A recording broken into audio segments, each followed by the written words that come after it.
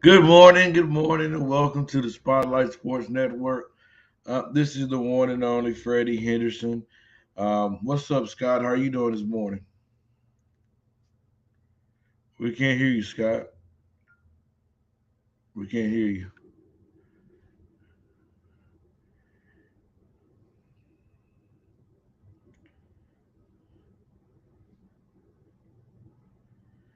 Like Scott is having some technical difficulties. By the time he get, we'll let him get a chance to get synced in here for a moment. Last night we did have some Monday night football between the San Francisco 49ers and the Los Angeles Rams. The 49ers did win 24 to 9. It was not a good game for the Rams at all. The Rams could not get their offense clicking. It was more of a field goal party for the Rams. Then they kicked three field goals to get 9 points.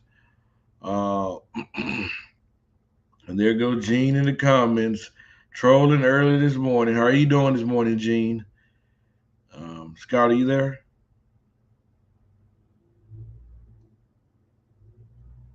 Yeah, you still not there, sir. Yeah, I bet you was sleeping, Gene. I bet you was, sir. Uh, um, but it was not a good game for the Rams at all. They couldn't stop that running game. Jimmy G did what he wanted to do when he wanted to do it and how he wanted to do it. Uh, it was not good at all. Not one bit at all. Debo Samuel was a monster last night, giving big chunks of yardage. The touchdown. I mean, hey, San Francisco got to give. You have to give props to the San Francisco 49ers. They played solid defense, tough defense. The Rams offensive line did not protect Stafford at all. And hey, Rams got to be better. Coach Dante, what was your reaction to last night game, sir? And good Well, morning, sir. good morning. Good morning. How y'all doing this morning?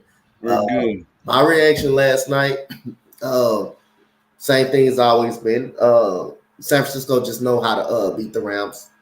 They know how to beat the Rams. They have the Rams number in the regular season. That's the problem.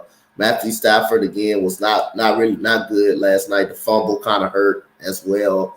Uh, Allen Robinson again not featured in the offense so much. So again, you got to give credit to that San Francisco 49ers defense. Debo Samuel was just amazing. Man amongst boys last night. You got to give credit to San Francisco, man. They play the Rams tougher than anybody in the NFC West division. So I mean, hey, the Rams got to find a way to adjust. You got to find a way to get the playmakers involved.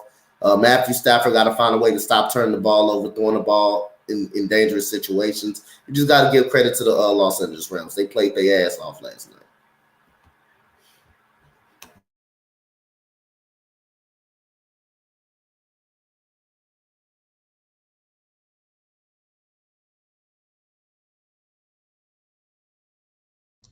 You can't hear me when I'm talking.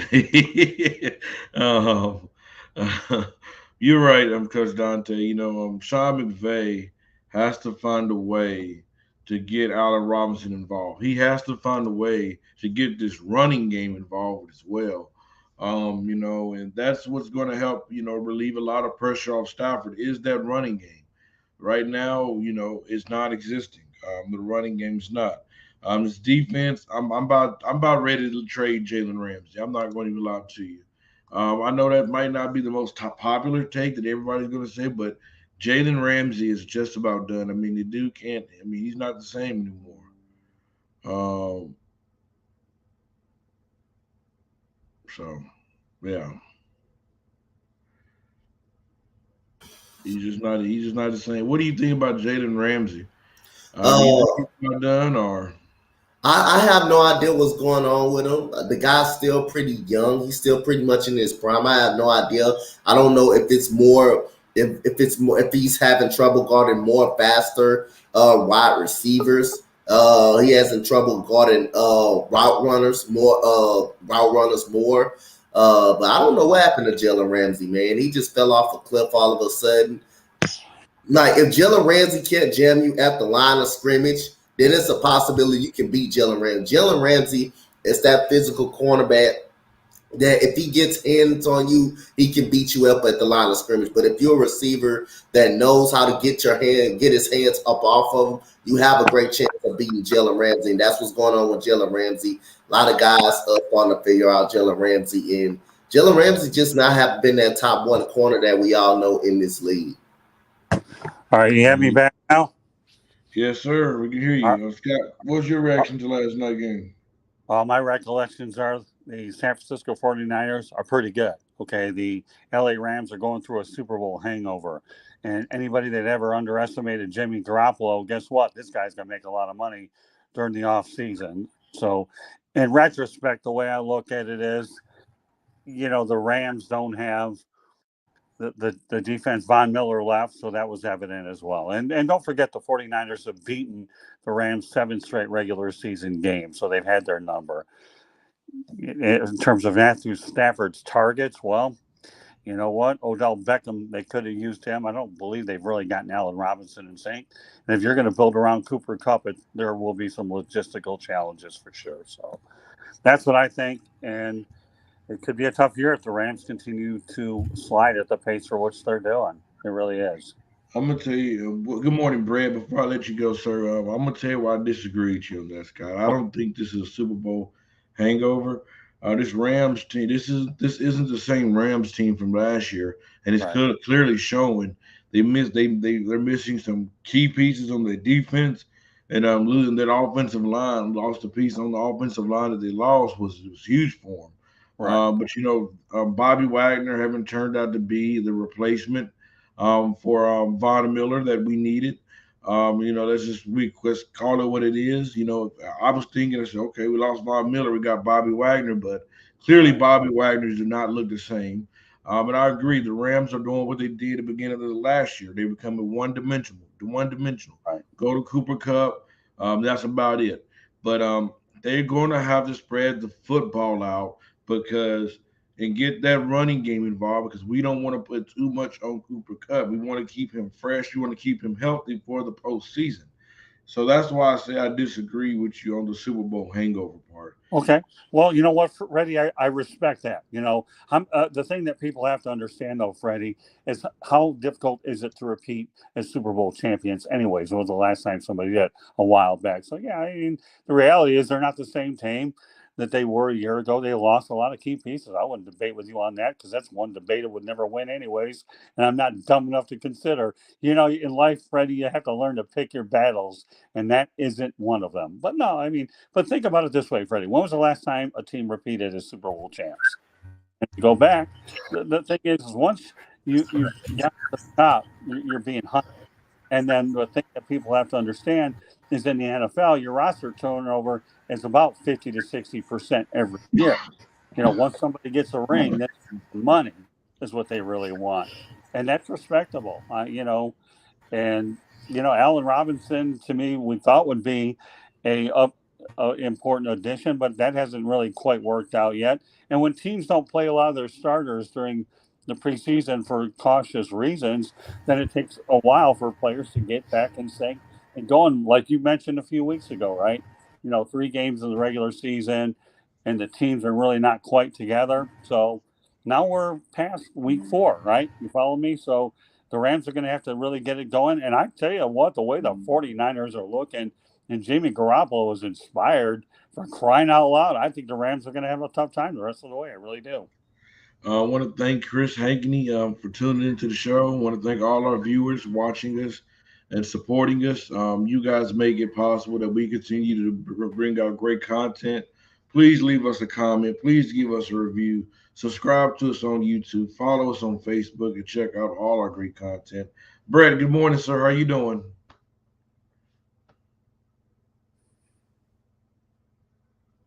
Well, I think my dude Brett is kind of frozen right now. So we're gonna let him get him unfrozen. um, so let's talk about the San Francisco 49ers before we get to the Rams side of things. Do you guys think, they moved the way from Jimmy G and went to Trey Lance way too fast? Are you kidding? Coach Duncan? Oh, my go.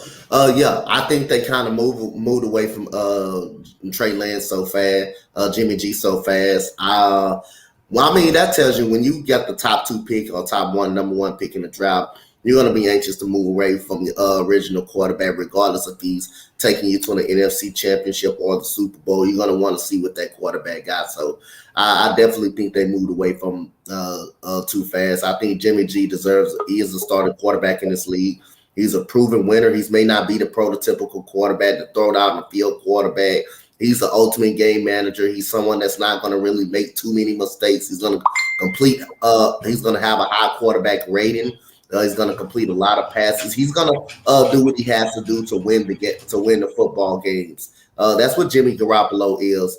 So he may not be that Justin Herbert type quarterback. He may not be able to steam plays a lot, but he's a proven winner. So that's all you can ask for. As long as he out there winning and helping his team out and not putting the team in harm's way. And then that running game speak for itself, and that defense being as good as that is, I think they went away from Jimmy G too fast. And they were anxious to see what Trey Lance got. So anytime you drop the top two quarterback in the NFL, the organization is gonna be anxious to play him. Good Yeah, morning, Brett. How you doing today, sir? Yeah, no, it's not a good morning for Brett. Scott, do you think they moved away from Jimmy G way too fast? Freddie, no question about it, pal. Really. I've always been a firm believer that quarterbacks should easily sit 1 or 2 years, if not a little bit longer. There's no problem with that when you have a capable guy and hold the clipboard. Yeah, I understand the desire to bring a young quarterback in, excites the fan base, coaching staff thinks, oh, we got 5 or 10 years in this guy. But not.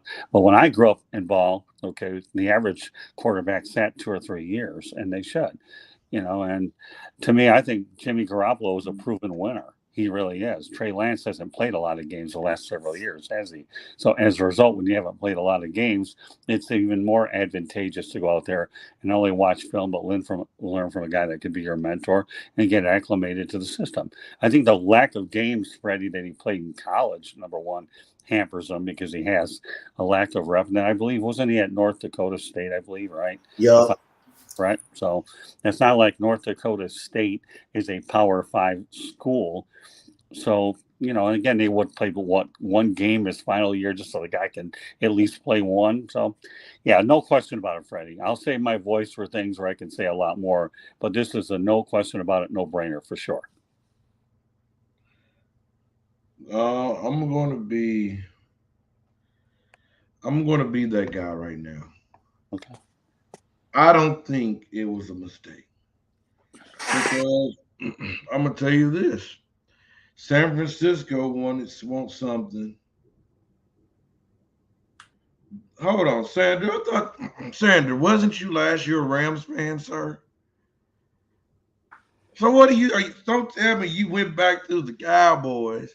I mean, Sandra, make up your mind. Which team are you rooting for? I mean, Jesus Christ. Number two, Jimmy G can't give the San Francisco 49ers what they want. San Francisco really wants a quarterback. Hey, Sandra, you told me you was a Rams fan last year. That's why I'm just asking, sir. Um, San Francisco, and sorry about my voice, by the way. San Francisco really wants a quarterback that can be mobile, that can run out the pocket, and that can use his legs as well as his arms. The problem is that Trey Lance got one of the things he could run, but the question mark on him throwing the football. And that's what really hurt him. So, no, I don't blame them for seeing what they got. I mean, what's the point of me having a Lamborghini and I keep it in my garage and I don't drive it every once in a while? I know what my Buick can do, but I don't know what my Lamborghini can do. I mean, that's the way I look at it. Trey Lance got hurt unfortunately, and he's back, and then you bring Jimmy G back, and now he has to control his football team, and that's not a problem because these guys already have chemistry with him. Yeah, but I love your Lamborghini analogy. I dare you to drive that thing on the interstate, okay? And then we'll see what you wish you probably left it in the garage. Hey, if So, I put it on the interstate, it's gonna purr like a kitty cat. okay, well, let me tell you what. I didn't need a Lamborghini to go to Talladega, Alabama, my friend. And before I technical issues, I got to tell you, Freddie and Coach and the rest out there, I had a really great trip up in Talladega, Alabama, covering that NASCAR event. What I accomplished to me was great. And I'm not trying to personalize it, but you really left me with an opening there with that Lamborghini. You take that Lamborghini in Georgia, and then all of a sudden they're going to be, we know who Smokey the Bandit will be. So good All right, stuff. let's get off this topic before a certain individual come on the morning show, which I'm surprised that he's not on. By the way, I'm surprised A Rock has not found a way on the morning show yet. so, so Eh, I'm pretty sure he'll creep on here sooner or later. I may have to take a Advil for that, or Tylenol or something stronger when he get on here. Um, so let's move to the Rams side of the football. What is going on with the Rams? And it's like I told you guys, told you guys, I told Scott that this isn't the same Rams team from last year.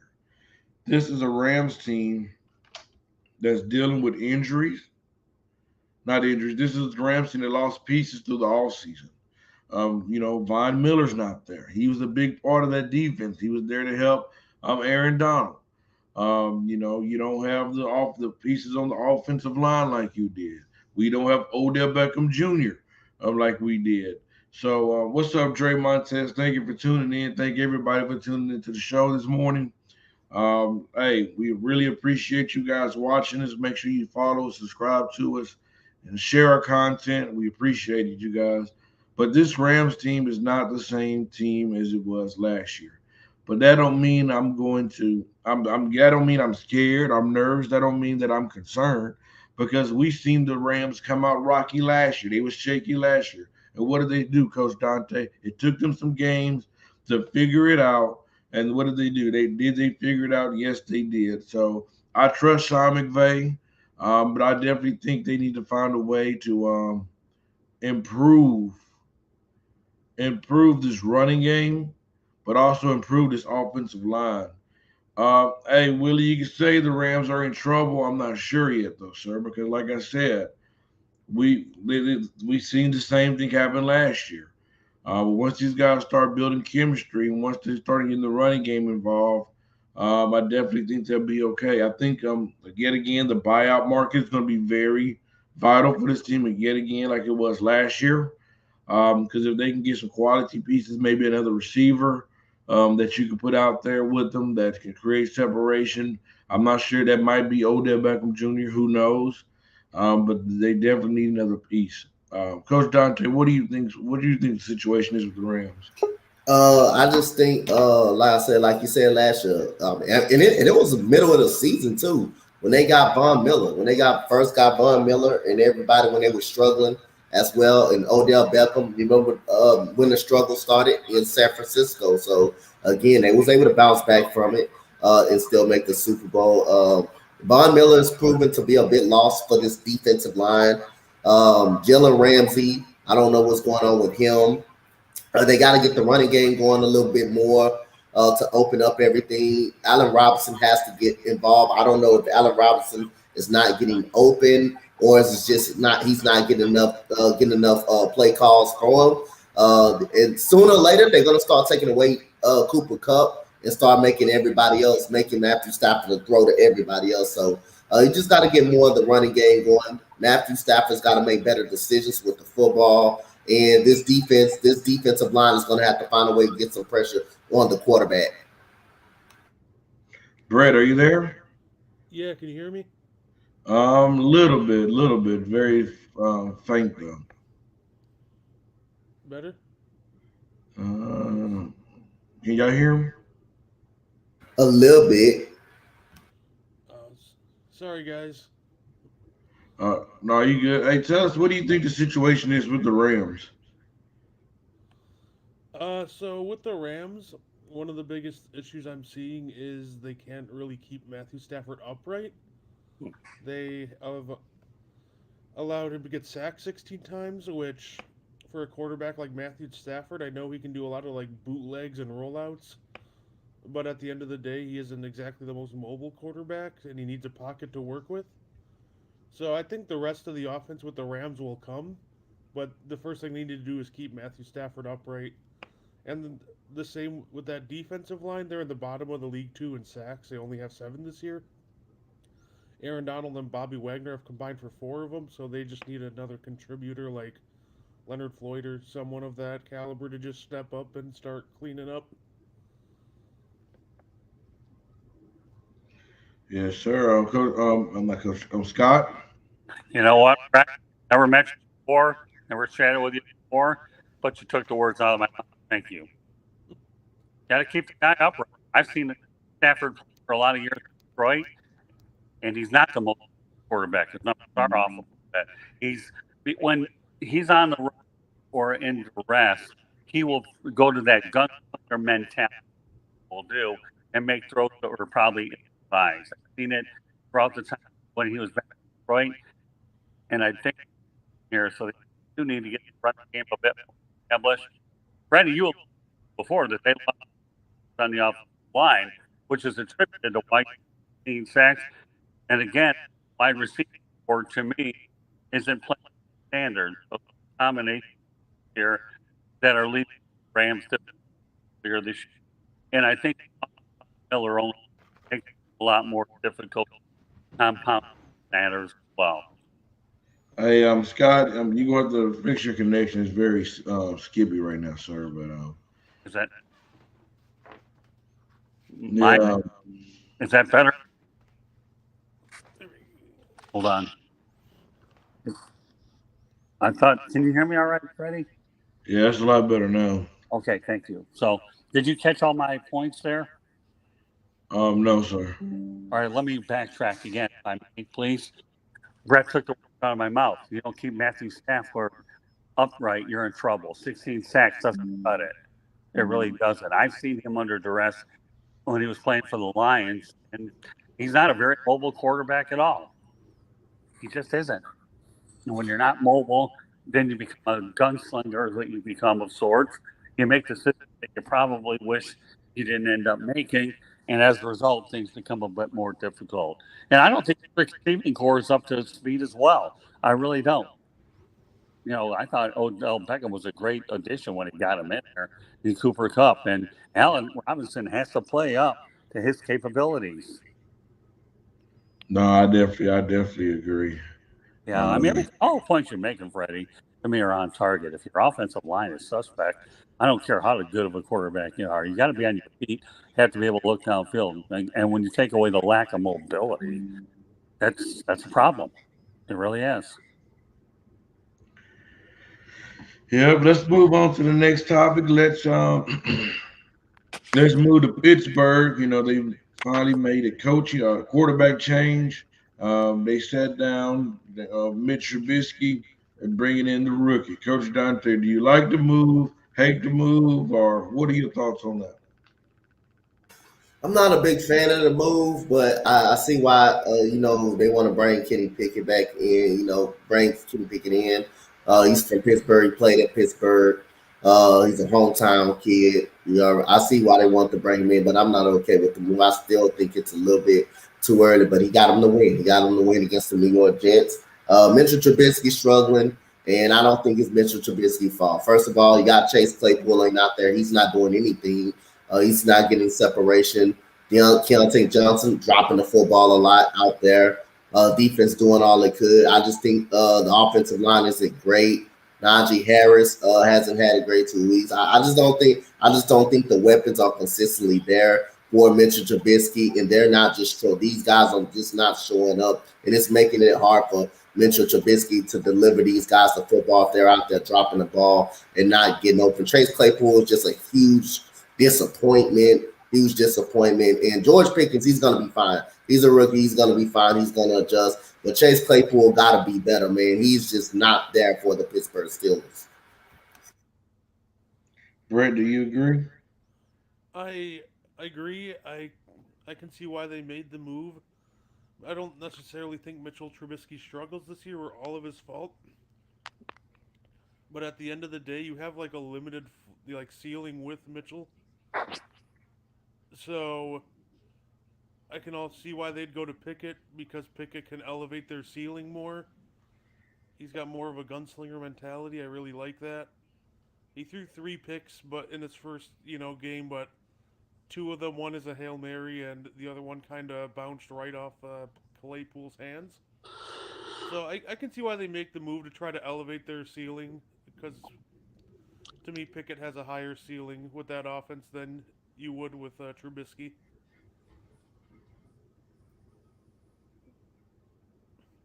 Scott, do you think they should have stayed with Mitch Trubisky, or do you think it's time to put Pickett in? You know, Freddie, I hate to see this move being made. Really do. Because what happens? Kenny Pickett struggles, and you wonder about losing his confidence. But I understand the move. Mike Tomlin has never had a losing season with the Pittsburgh Steelers. Never. Perhaps this might be his first one. But yet, when you're in a situation where the quarterback that you just invested $14 million in is struggling and things are going to get bad, then I certainly understand the decision. And I've always been a firm believer that you do have to let quarterbacks sit for a while. But every situation, like you alluded to, Freddie, is different. It really is. So, what about the Pittsburgh Steelers running attack? They've got to me, prove that that's always been one of their strengths of their offense. So, while I'm not in favor of the move to put Pickett in there, I understand it. Like he's a local kid out of the University of Pittsburgh for sure. So I know that there's excitement to want to see him there. And when you have a new toy and you think it's good enough, you want to play with it. And, many years ago, they had an opportunity to draft Dan Marino, and they didn't. Miami benefited by the decision. So they were not going to make that mistake again by not drafting a good quality local kid. And I definitely do believe that Kenny Pickett will be the quarterback of the future. I think he played like 25. He had a lot of good experience over at University of Pittsburgh as well. I guess you can't really do more convenience than scouting when your future quarterback is right across the hall, isn't it? I don't care if gas prices are $50 a gallon. All they had to do was walk next door to find their quarterback. So, while I'm not crazy about the decision, I certainly understand it. I don't think Mike Tomlin makes the decision anyways without putting a lot of careful thought into it. So I'm going to trust Mike Tomlin on this one, Freddie. You know, I don't like the decision. Protect your quarterback. You know this isn't a good football team. You guys don't have a good chance. Don't put him out there in the fire and expect him to turn it around because he's not. Let him grow. Let him see how it is to be a professional in the in this industry. Let him see what it takes to prepare for each game. Mitchell Trubisky, just put him out there. I mean, let him play for his next opportunity, because you basically know Mitch Trubisky is not the future. But this team isn't built to win right now as well either. So I don't like the move. I would have stuck with Mitchell Trubisky, and just maybe brought him back, maybe brought Pitts out for the last couple of games, but I wouldn't have made the move this early in the season. And Freddie, I totally appreciate where you're coming from. I told you I'm not a fan of the move, just so you know that, okay? And I've always been a firm believer a quarterback should at least sit one, at least, or like you say, with 2 or 3 games left, the season's out there. So you're 1,000% right on this, Freddie. You really, really are.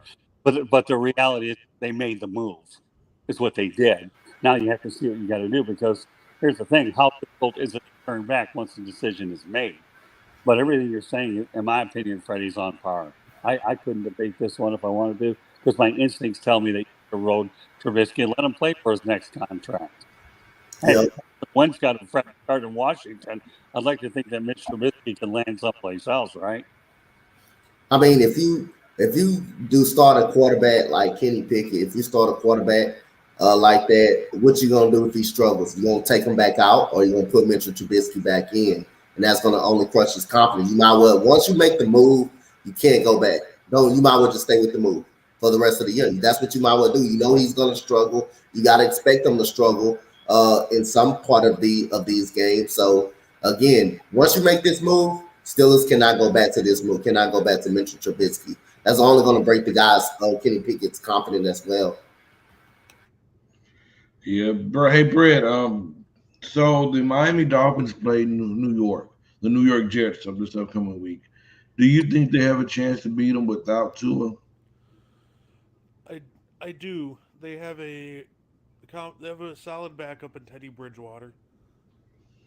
The Jets, like Sauce, has looked great at corner, but at the same time they are allowing almost 7-8 yards, per catch. So outside of Sauce, that secondary's been a little sus. So to me, the Jalen Waddle and Tyreek Hill can definitely still get those chunk plays that can make Miami's offense so effective. So I absolutely think that the Dolphins can still beat the Jets even with Tua hurt. All right, Scott. Freddie, I think this will be a closer game. I believe the game is being played in New York, if I understand correctly. Right? Um, I think it'll be a close game. And I know that Teddy Bridgewater will have an entire week with the first team reps, is what he will. He was thrown into it at the last minute. So I do believe that it'll be a very close game.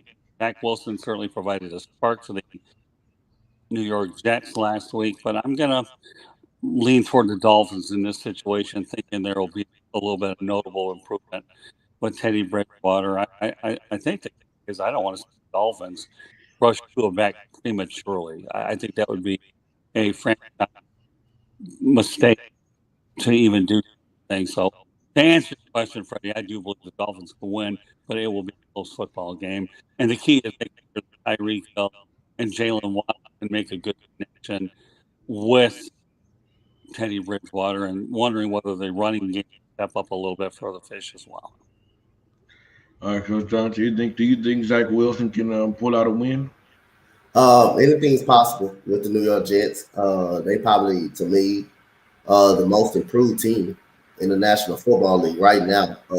My What I'm seeing, Robert Saleh is a fucking good head coach, man. Defensive coordinator out of San Francisco, he's a good head coach, man. I'm telling you right now. And tried to tell people about that damn Sauce Gardner in the job process. A lot of people didn't believe me. On they thought he wasn't gonna be good. He's good, right? He's good right now. So again, he's holding his side. Yes, the guy's going to give up some plays. I mean, he's a rookie. Every rookie's going to give up some plays. They're going to struggle against NFL talent, but he's looking good out there. Brees Hall is looking better and better. But give credit to Robert Saleh, how these guys come out there and play. They're motivated to play. They're ready to play. And that was a big win in Pittsburgh. So I think they evidently got a shot at home against the Miami Dolphins. Miami Dolphins has a better team than Pittsburgh. They have way better weapons than Pittsburgh have, but that's going to be a test. But I really like the direction this Jets team going in. All righty.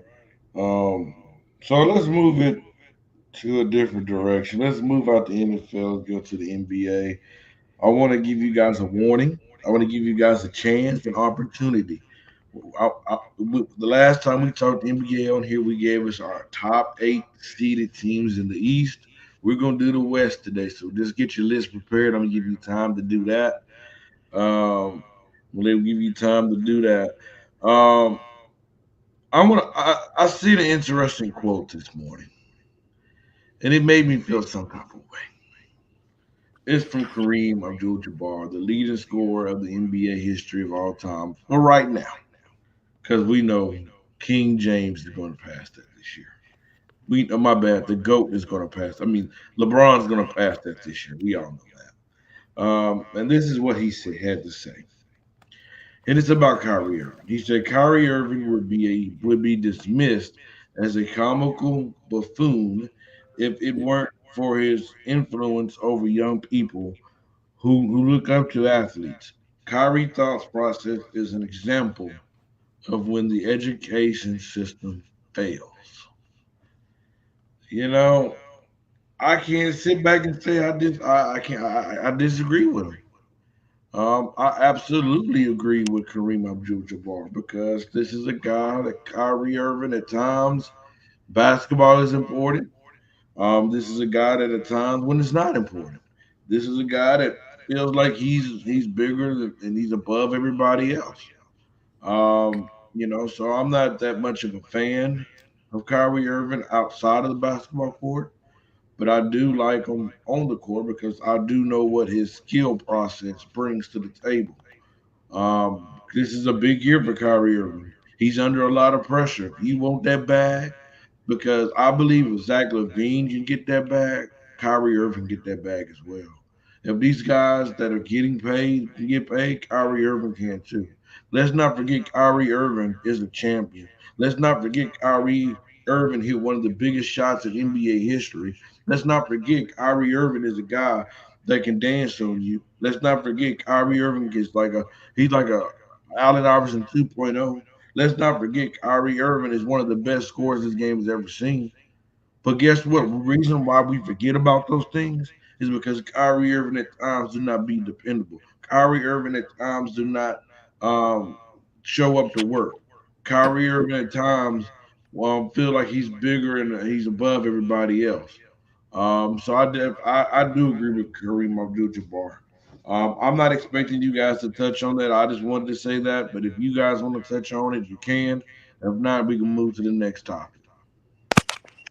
Well, I think Kareem Abdul-Jabbar is dead on. I think Kyrie Irving, as far as I'm concerned, should play on 1-year contracts all the time. Everything is a prove it deal. How do you debate whether a guy like Kareem who's as great as he is? We all know what his ability is, right? We know that, like you alluded to, Freddie, that the guy won a championship. I think the biggest mistake he ever made, he should never have left Cleveland to stay with LeBron. But that's one, because he already, of course, he wanted to find his way back to LA to repair with LeBron.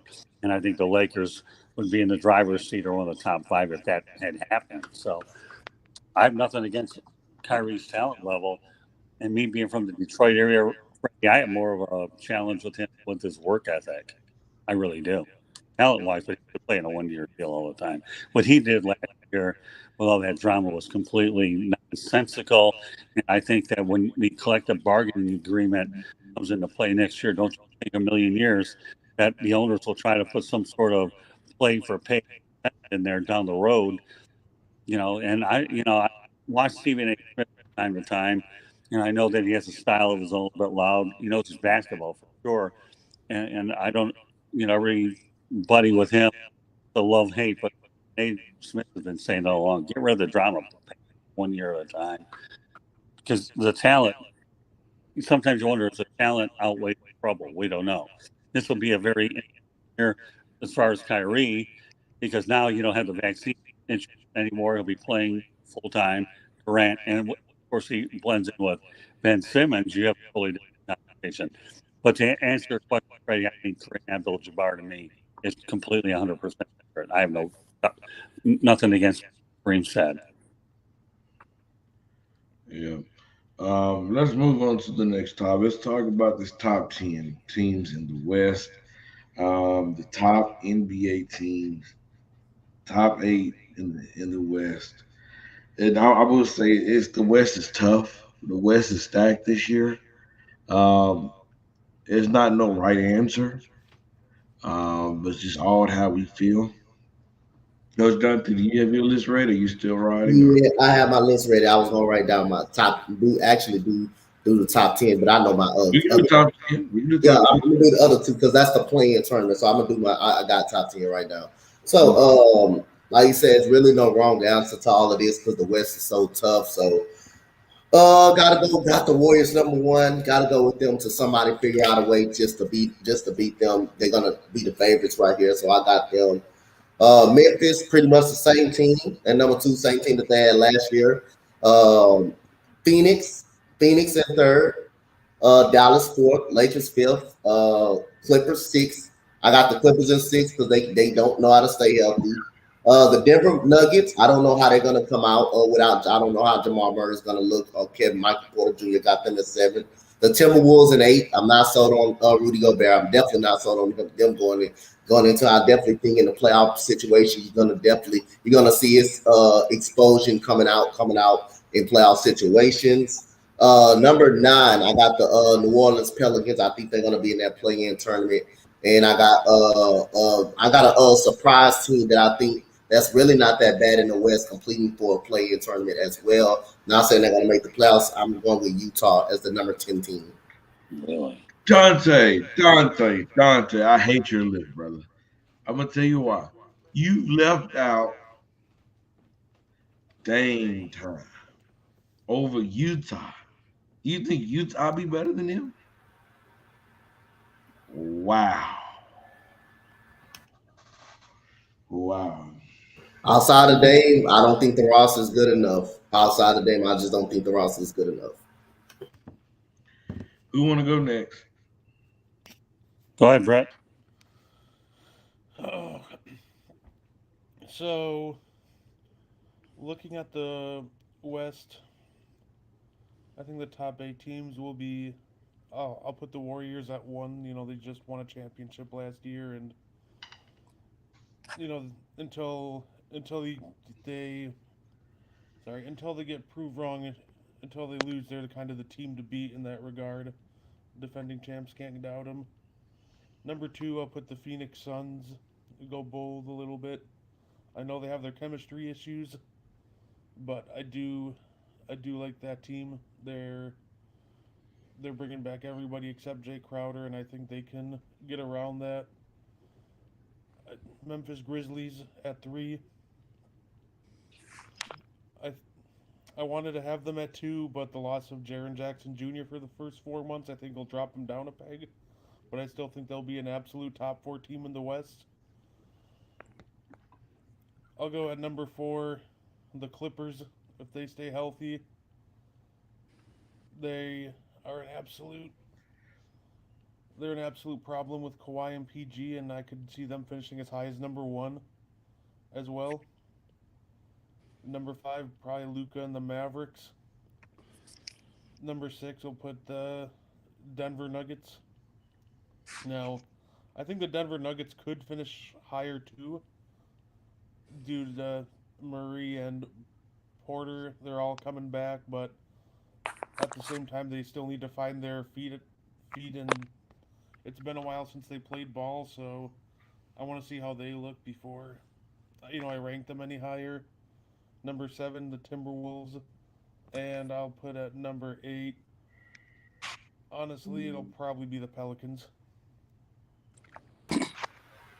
All right, Scott. I'm going to give you a. I don't know if they're necessarily in the order, but at least you'll know where my mind is at. Golden State's hard to one defending champs. I think the Clippers, to me, will be a very interesting team as long as Kawhi Leonard plays every year. They have a good nucleus there. I believe that. Phoenix Suns will be all right. I have them listed at 3.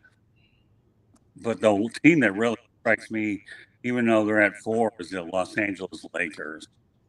I love what they're doing with Darvin Ham, LeBron James being there, of course. Anthony Davis, the key. But I said it before, Patrick Beverley, guy to watch roster. What he does, the tangible factor, the leadership, defense, and so forth. It's pretty hard for me not to put them on my top 4. And then I'll list the rest of them going forward. You got Memphis, 5, Denver, 6, Minnesota, Dallas. And my sleeper team is the New Orleans Pelicans, providing that they keep Zion Williamson on the floor for the better part of 60, 70 some odd games. I think they're doing, and I make noise a little bit last year in the play-in tournament. The New Orleans Pelicans are certainly going to go out there and make a bit more noise if they get close to contending regularly. David Griffin done a really good job. They have a pretty good young coach, but that's what I have. But watch out for the Clippers. I think they're poised to bounce back. Kawhi Leonard really, to me, is the key to the whole thing anyway. So he is. Keep him on the floor. We saw that Kawhi Leonard could lift the team because he took the Toronto Raptors all the way to the NBA championship his only year that he was there. So that's what I've got.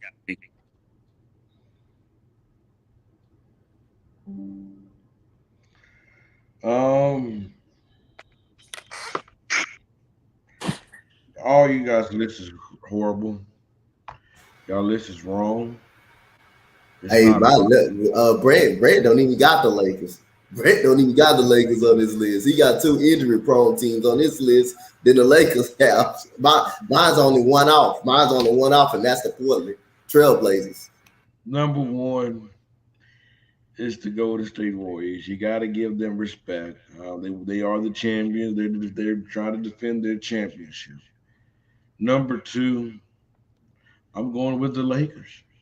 I'm going with the Lakers, number two. I really, really am. I see Gene. He's my brother. He's always here to troll me. And it seems like when it comes to these topics, he's always there to do that. But Gene, you know I love you, brother. Um, I love you. Um, so I got the Warriors number one, Lakers number two. What else? I don't know if anybody watched the Lakers play their preseason game last night. But I watched them when they had the big three in the first half. And I will say, Russ looked good, you guys. I know it's one game. I'm not going to make a big deal off one game. But Russ looks explosive. Russ have a guy that he looks like, look like he's going to be attacking the paint more. Darvin Ham's mindset is you get the rebound, you push, and you go. Then you definitely seen that. I've seen how he's getting guys involved. A couple of the plays that he got at Kendrick Nunn, easy layup. He made it easy for AD. AD is the key. He looks good last night. He gave us like the first half 11 and 12 or something like that. But the few minutes that he played, he was attacking the board. That three ball was falling. He knocked down two three-pointers. So he looks good. Now LeBron did look rusty. He didn't hit those shots, but we know Bron gonna be Bron when it's time to go. Uh, I'm loving what I've seen out of Kendrick Nunn. He knocked down a couple of threes. He looks healthy. Patrick Beverly. I'm gonna tell y'all a name to watch out for. I know Scottie Pippen Jr. got a lot of praise, a lot of glory, which he should have, but we have another young gun that y'all better keep an eye out on. Cole Swider. That kid can shoot the ball. I mean, he can shoot with confidence. So I got the Lakers number two. Number three, I have the Dallas Mavericks. I like what the Dallas Mavericks did this offseason. I like by them going to get a Christian Wood. You still have a Spencer Dinwiddie. You still have Luca. You brought in a JaVale McGee. What was their problem last year, coach? The lack of size. So they definitely addressed that in the middle. Tim Hardaway Jr. should be coming back. You still have Dinwiddie. Still have Smith. So I'm going with the Mavericks number three. Number four, I'm going with the Denver Nuggets. I'm going with the best big man in basketball. Yes, I said it's not no Joel Embiid. It's Nikola Jokic, the Joker, the best big man in basketball. He's getting his sidekick and Jamal Murray back. He's getting Michael Porter Jr. back. We know what that team when he was healthy before what he was doing. I expect the same thing. So I have that number five. Number six, I have the Phoenix Suns. My question about them is not their talent. The question is how are they emotionally, how are they mentally, what they've been dealing with all summer long. Your coaching your centers not seeing eye to eye. They haven't spoken since the last time they played basketball. Chris Paul, he's not younger, he's getting older. So we don't know what version that we're going to get of him. So I have them number what was it, number six? Number four. Warriors, Lakers, Dallas, um, Phoenix. I have them number five. Number six.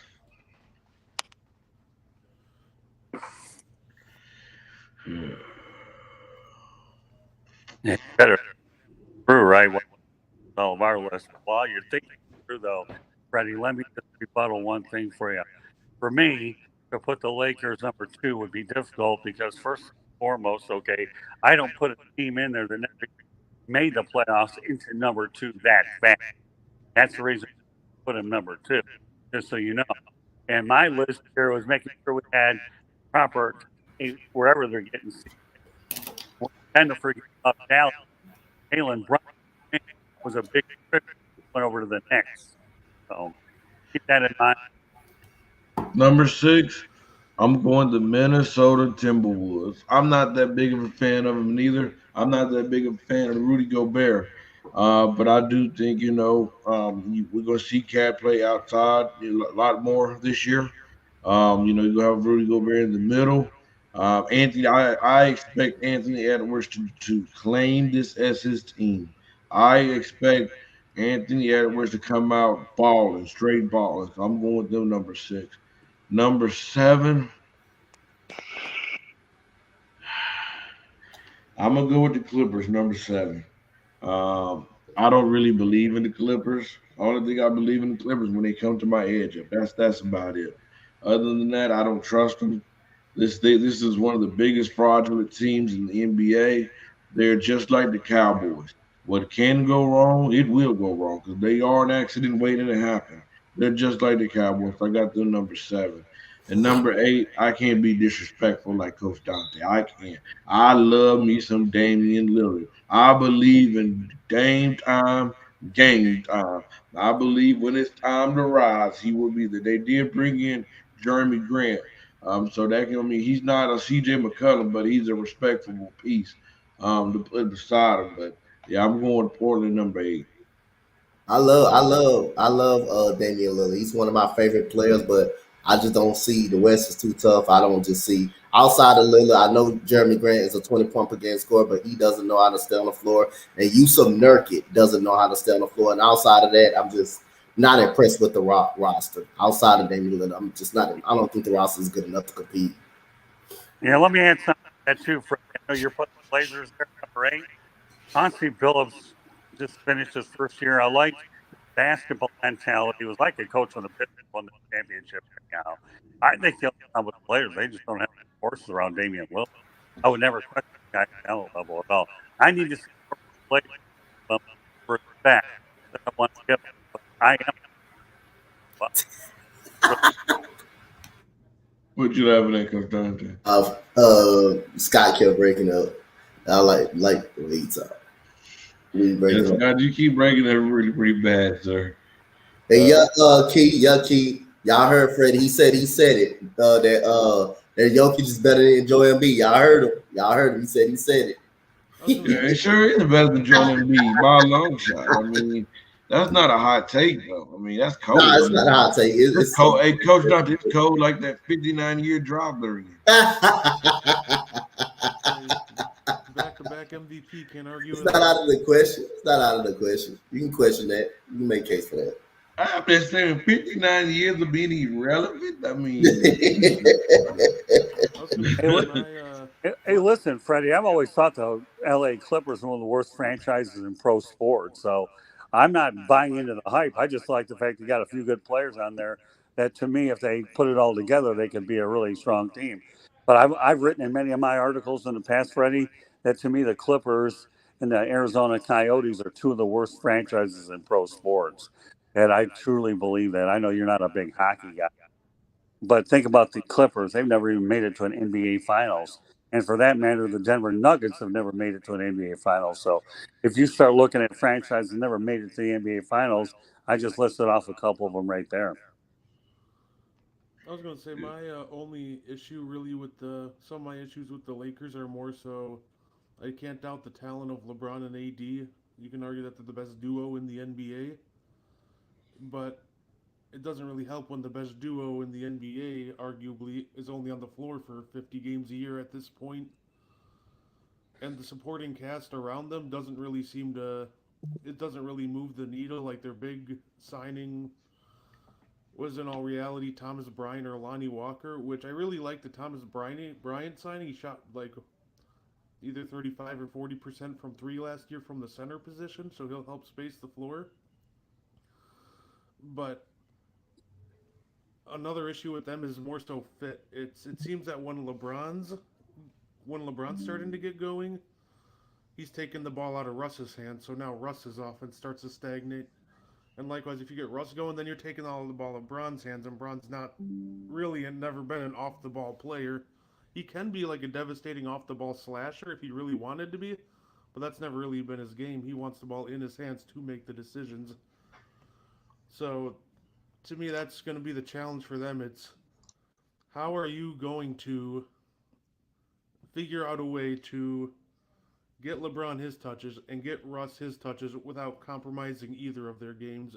And last year they couldn't really answer that because it just kind of played out exactly like that last year. You look at LeBron's best games, and most of them, Russ struggled. You look at Russ's best game with the Lakers, either LeBron was hurt or LeBron struggled that game.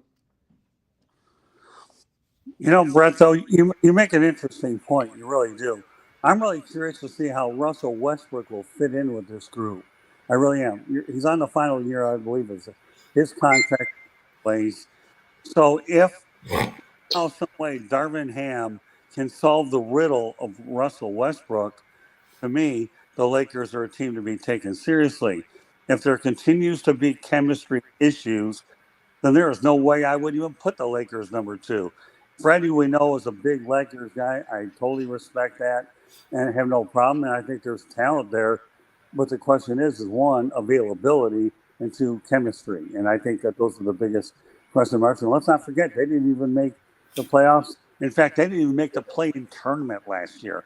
How can you go from not even making the play-in tournament to actually putting them number two? I think anybody that does that, to me, is very premature in their moves. And when I gave a list, I was giving 8 teams I thought would get in, is what I did. I looked at it in its entirety. But we don't know how this list is really going to play out. Injuries come into play, right? And then all of a sudden, chemistry problems. So we put together a list, to me, is like sticking, to me, these names in a hat, picking one out. There aren't too many no-brainers in this group. Golden State, I believe, is one of them. And I think Dallas is certainly an excellent team. And again, you wonder about the culture surrounding the Phoenix Suns. How are they? Well, Monty Williams is a heck of a coach. The owner ready to sell the team. I think it's better than most people think. Memphis certainly has a good nucleus in place. And the Minnesota Timberwolves, I'm not sure about it. I really not. I think Patrick Beverly was a big part of that team advancing into the playoffs.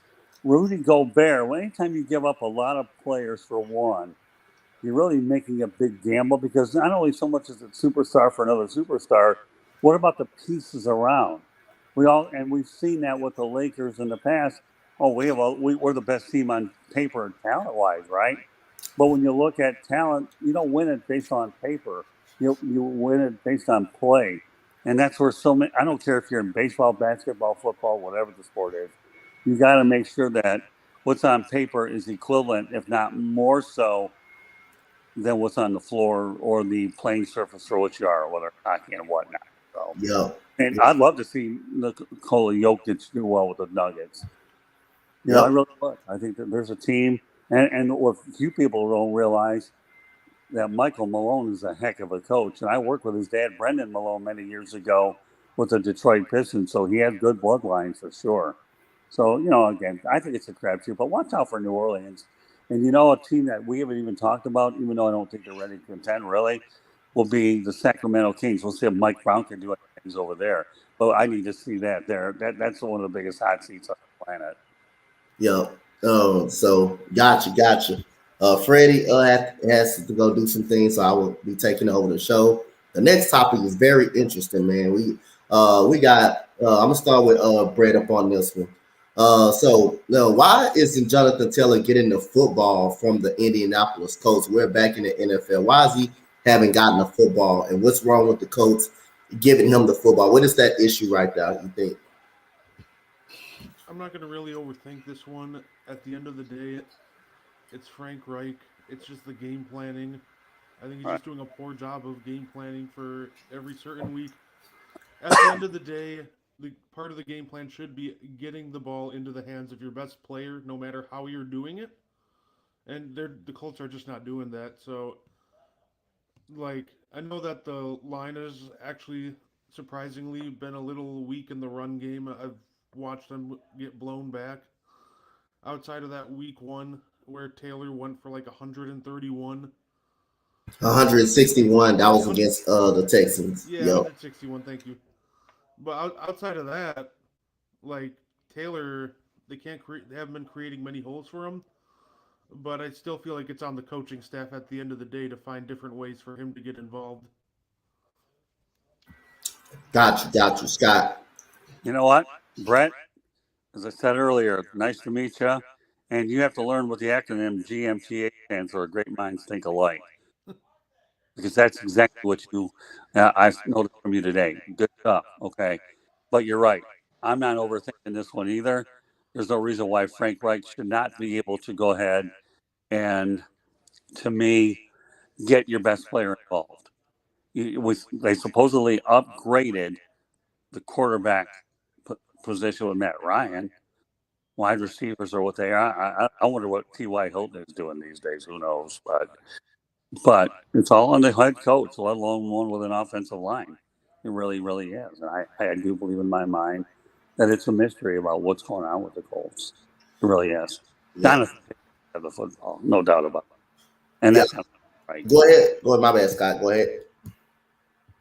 Go ahead. Oh, I thought I did. You hear me? Oh, no. I was just saying you can finish out. My bad. Go ahead.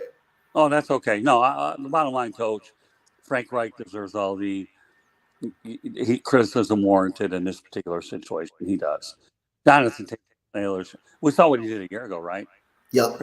Player wasn't even a first round pick. Lots of teams had that guy, Yep. but unfortunately, the weakness was at the quarterback position. Man, well, I don't think it is now. I think it's on the, and don't be surprised if Reich has a year for which he's underachieving. He could be the latest coach called on Black Monday if this trend continues. Jim Irsay will have so much patience after a while, but to me, it'll run out like it always does. Yeah, definitely agree with you on that.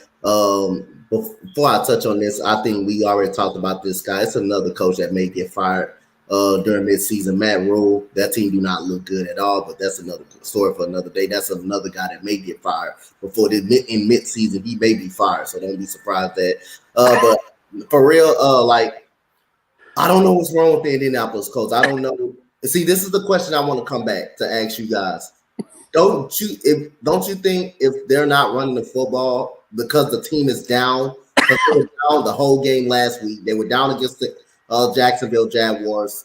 They didn't score at all. So don't you think that's the process of getting the way to run? Do you believe you should still get Jonathan Taylor involved in the run game to open it up more because they have been down in the last couple of ball games. Now the game that they did win, I don't think Jonathan Taylor was good in that game, but they did feature him a lot and probably in that offense. But the games that they lost, Jonathan Taylor has not gotten the ball a lot, much as they could be down. Can you still put that on, Frank Wright to get him the ball? Or I say again, they never developed the quarterback. They got Phillip Rivers, who I think they should have went and got a quarterback that year. They ended up with Matt Ryan. You got you got a quarterback. I think Sam Ellinger, if you give him some time, I think he could be the backup quarter. I think he could be a serviceable quarterback if you can give him some time to work with him.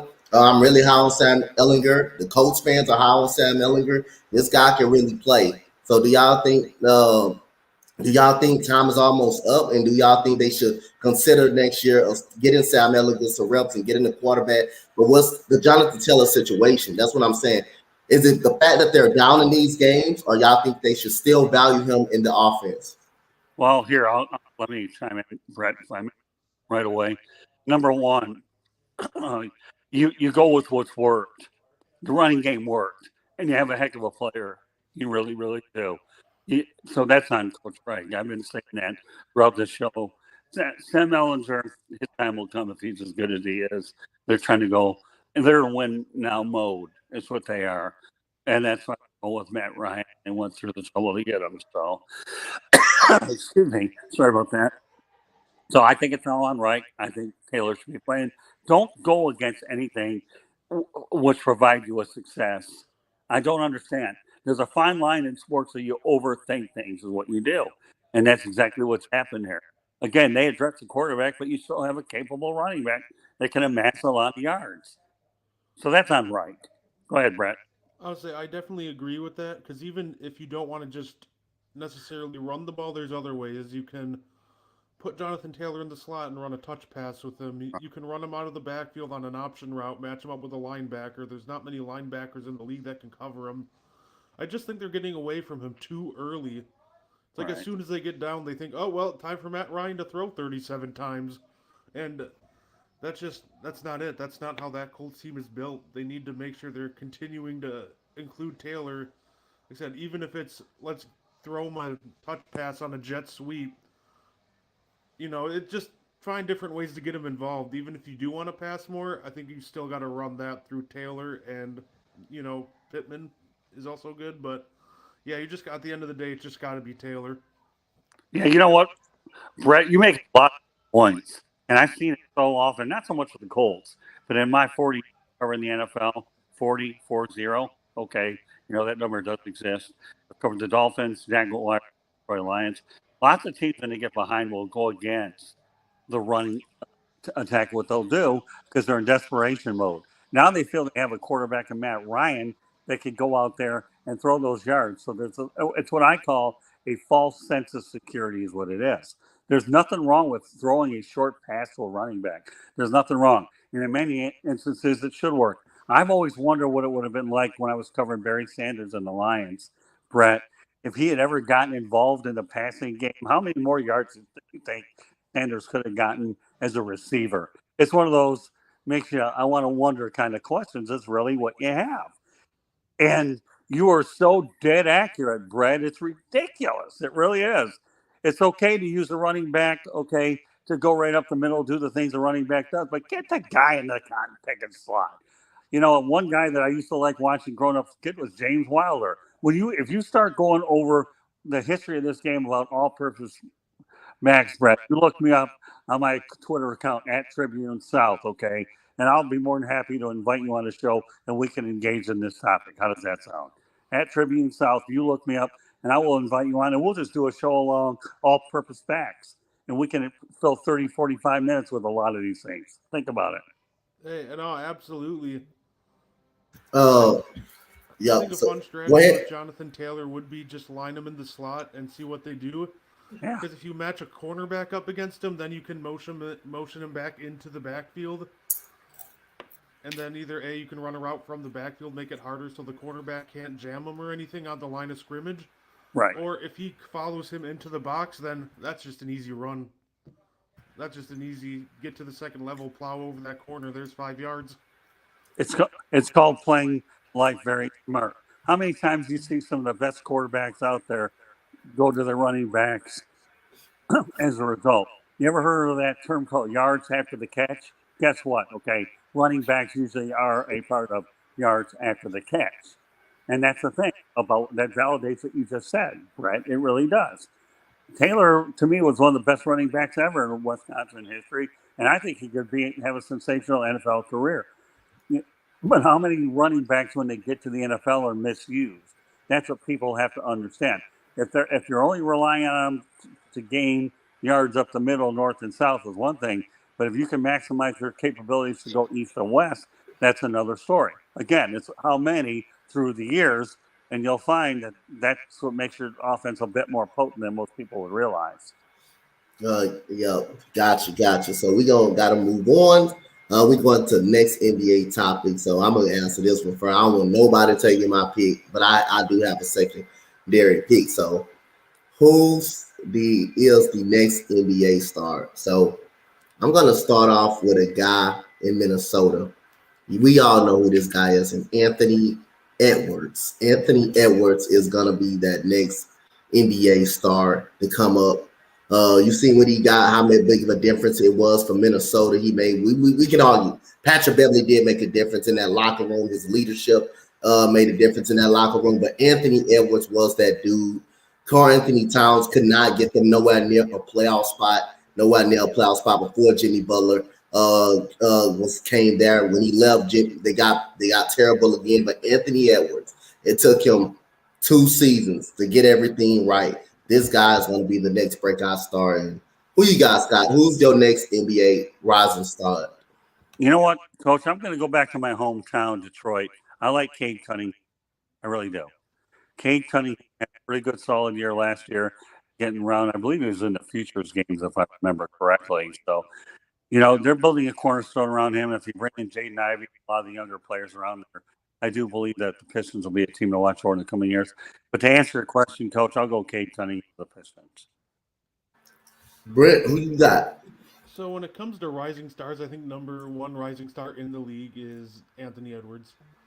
But Cade Cunningham is a good one. Another couple that I thought of when you think rising star, Evan Mobley, Scotty Barnes are two other good ones that came to mind. LaMelo Ball. So that to me, those are kind of like the top. Like Cade Cunningham can round out a top six of like rising stars. Mm-hmm. There's more, and you can argue that some players that I didn't list are better than the players I listed. But to me, those are just like six of the top rising stars in the game right now. Ah, But it's if I so had to many of pick the them. best of the best, it's right now it's Anthony Edwards out of that pack. I mean, Well, you you go on, though. You can go on. Go you ahead. if I were going to put two in there, I would easily add LaMelo Ball. I think he's the best of the Ball brothers. Anyways, Lonzo has been decimated by injuries, but LaMelo Ball could be a rock star out in Charlotte, Mhm. Queen City. So I can only imagine what his jersey sales will be as well. But yeah, if I'm going to go with the second one, LaMelo Ball would easily be one I feel comfortable with. Anthony Edwards, I'm not saying anything bad on him, but you're asking a question, you're asking for at least one. Yeah. So I'm going by the fact that these two or three players here, I don't think you can go wrong with any of them. I really don't. I mean, fact, but that Brett said you got so many of them. You got so many of them and shit. You got the Rockets got my guy Jalen Green, who's a rising star. You got, I believe, from your guy Scott, Jaden Ivey. He's gonna be a rising stud in this league. Jaden Ivey is gonna be something special. That rookie that they drafted out of Purdue, that dude is gonna be something special as well, man. So, like I said, you can't go wrong with neither one of these picks. You can't disagree with neither. All of these guys are in the rising stars vote, and they do, man. We got some great young talent in this day of NBA, man. So every pick that we all pick is definitely egregious right there. Egregious right there. I think these Hey, guys are up and coming super studs in this hey, league. Coach, a lot of people in Detroit cannot believe that Jaden Ivey dropped to the Pistons at that number. They were shocked. Yep. And when, I ranted on the Kings. I thought the Kings should have got him, and yeah, I said the Kings should have got Jaden Ivey. I know they got Keegan Murray. I know he did well in the summer league, but Jaden Ivey is that dude, man. I watched that dude in Purdue. That dude was good, man. That dude is good, bro. yeah, Jaden Ivey's nice. the Kings are going to regret that pick, and the Mhm. Pistons regretted not taking Carmelo Anthony over Darko Milicic. I remember that. I remember that. That was crazy. Pro on this when you have the number 2 pick in the draft and you lay an egg like that, which is why Joe Newmar's never got a job as a higher executive to make decisions because of that alone. So, and I hate to be this guy that's covered Pistons during the bad years to mention that, but in a situation where I can be neutral and objective and informed, I'm not afraid to make those kind of judgments at all. But I think the Sacramento Kings are going to regret that they did not take Ivy. I really Like, believe. cause we're not saying Keegan Murray is a bad player. The problem is you passed on a great player. You passed on a great player, probably a better actual player, better actual player. Like that's like we don't know if Jaden Ivey gonna become a superstar, but I'm a guess he's gonna become a superstar. I think he's gonna become a superstar. That's a difference. A good player than passing on a superstar type player. We all remember this. We all remember this. How about the Warriors drafted Antoine Jameson instead of Vince Carter? How did that work out? Vince Carter was a superstar. Jameson was a good, very good player. Carter was a superstar player. You don't pass on guys that's a superstar. You don't pass on a superstar type talent for a very good for a good player. You take a superstar consensus player. And that's one thing but the Warriors end up overcoming it. But back then, that bit the Warriors in the ass. At that point, that one bit the Warriors. The Seattle Supersonics could have had Scottie Pippen. How that turned out? 6 championships. So I think Keegan Murray is good, but I think Jaden Ivey is a better player. I just think he's an actual better player. Hey, Keegan Murray. Coach, your hand with me with Scottie Pippen. Okay, I'm not buying the cool there. And one of the people in the chat room said the actual Kings are passing on great players forever. Well, That's why they make the playoffs in ages. But you know, Yeah. and that's why they go through more coaches than the automobile produces. The auto factories produce more cars than the Kings kick out coaches. So I'm with you all the way. You Yo. can't. The only I love the Carter Jameson analogy. Now you can't fault the Blazers though for taking. Greg Oden. Trying to think the Like, center Greg over. Oden. You talking about Greg Oden over Well, Kevin Durant? too. Oh gosh, I'm drawing a blank. They took a center over Michael Jordan. You can't. Oh, Sam oh, Bowie. Sam Bowie. Sam Bowie. Thank you, Yeah. thank you. You can't blame them there because that's the position they felt like they needed, and those are judgment calls that people make all the time. So I Yeah. won't go there. But you're so right on it with a lot of points. But coach, do me a favor.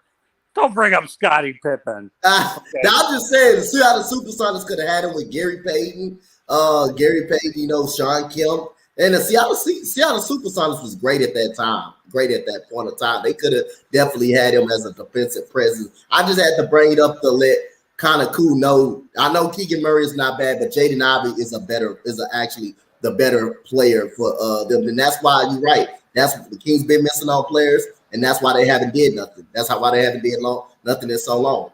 so Well, coach, I'm busting your chops on Scottie, but you're talking about a guy who was a Piston versus a Bull, and when Scottie Pippen had his moments to step up in the clutch, he caved. Then well who he had around that made him better. I still don't think he's one of the top 50 to 75 players in basketball. I just don't. But Yeah, no, it's fine. It's fine. but that's What? I was gonna say with the whole Jaden Ivey and Keegan Murray thing. I know that the Kings passed on him, but I think they were right in doing so. I think Jaden Ivey in the long run is going to be a better player. But you already have De'Aaron Fox. They both have like a similar play style.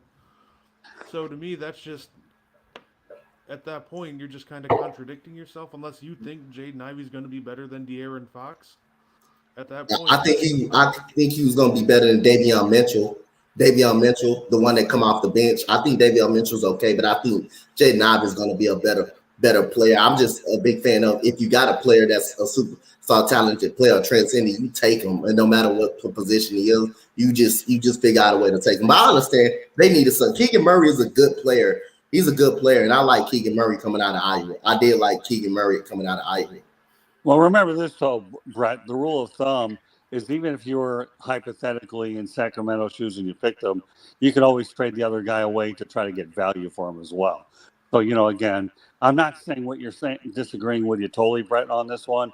But, I've always been a firm believer the object of any team is stockpile talent and get the best player that you can. But the reality is they didn't make the choice. They have to live with what they have. Detroit benefited because of the pick, and we'll see how it all plays with Iden and Kate Cunningham being the cornerstone of that franchise for a while. absolutely. I just think it was better for Jaden Ivey to go to Detroit. I think that's just a better fit for him. That's where more so I was going with that. Keegan Yeah, Murray, we definitely agree. We definitely agree on that Keegan Murray situation. was a better fit for what the Kings needed right now, which is Right. floor spacing around. You want De'Aaron Fox to be able to live in the paint. Right. So I do think Jaden Ivey will be better than Keegan Murray, no doubt about it. But at the same time, I don't think he would have developed as well in Sacramento as Detroit. Right. So I definitely think Jaden Ivey should be saying, "Oh, thank the Lord that the Kings didn't take me." I Hey, think Brett, De'Aaron you'll Fox never just get it. cannibalized too many of his touches and want to dominate the same area that Jaden Ivey will also want to dominate. You will never get a debate from me what you just said, Brett, about Jaden Ivey Detroit. Okay, so just remember. I remember last year was it Jalen Green, the kid out of Houston, Yep. Yep. did play in Detroit. So I don't want to play there. And Cade Cunningham said I did.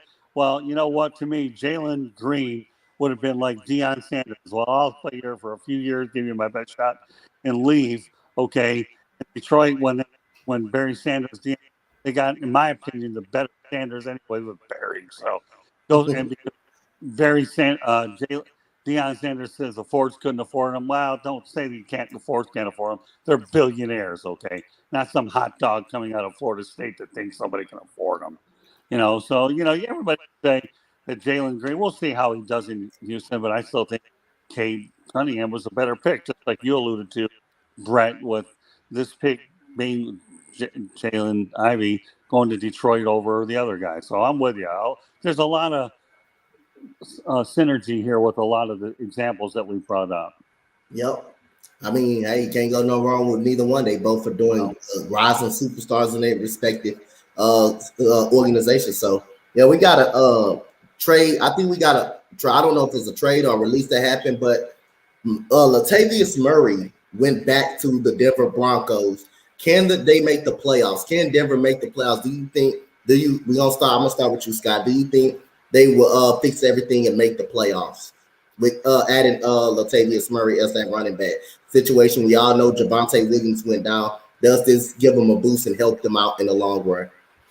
At the moment, I'm going to go against it. I really am. I love the Kansas City Chiefs to win that division. We'll just see how the rest of it plays out. And I like the comment in the chat room that Dwayne Casey's the right coach for the Pistons. Cal, couldn't agree with you more. He obviously did well with the Toronto Raptors, and he's in a tough situation with the rebuild. How many coaches would have the guts to take on a rebuild that would take for a while and put their personal numbers on the line to do it? So the comment in the chat room, more power to you. I applaud you, pal. But to answer your question about the Denver Broncos, I don't know. You're trying to put a Band-Aid on a sore in the middle of the season. But I think when you look at the division, that division is a bit of a mystery anyhow. If the Chargers get their acting gear and the Kansas City Chiefs play to their capabilities, I say Denver will not make the playoffs. But, if that addition helps them get closer to it, time will tell. You can ask me in another morning show, and I don't mind eating crow if I'm wrong. With Latavius Murray, I think the main benefit you get out of getting Latavius is you're not giving more touches to Melvin Gordon, who's had ball security issues. But at the end of the day, I don't really think he changes the calculus of things too much. Right. It's just Nathaniel Hackett's got to be a better coach. Russell Wilson's just got to take over that offense and start, maybe calling some audibles at the line, checking into better plays. Just the play calling's got to improve in general.